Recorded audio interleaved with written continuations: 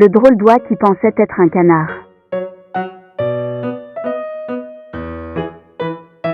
Dans un calme étang entouré de hautes herbes, vivait une oie très confuse nommée Gus.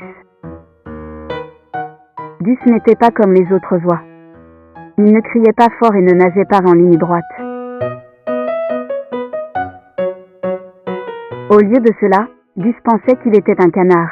Chaque jour, Gus essayait de se dandiner comme un canard, de faire coin-coin comme un canard, et il essayait même de manger des insectes comme un canard.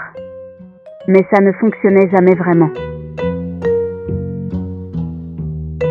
Un jour, Gus se dandina jusqu'à un groupe de canards. « Coin, coin », dit-il avec sa meilleure voix de canard.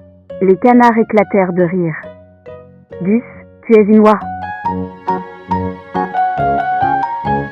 Pourquoi essaies-tu de faire coin-coin » Gus gonfla ses plumes fièrement. « Non, non. Je suis un canard. Regarde mon bec. » Une petite canne nommée Daisy secoua la tête. « Tu as un bec d'oie et tu es bien trop grand pour être un canard. » Mais Gus n'était pas convaincu. Il décida de rejoindre les canards dans leur course de natation.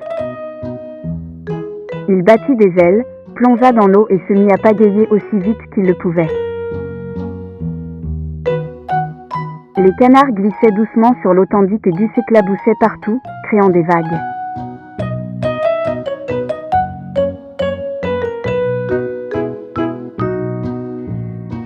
Il était tellement occupé à essayer de nager comme un canard qu'il ne vit pas le grand nénuphar devant lui, splash. Gus glissa juste en dessous. Quand il refit surface, tous les canards riaient.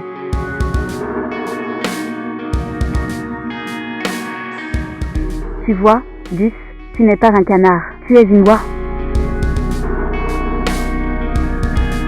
Gus regarda son reflet mouillé dans l'eau.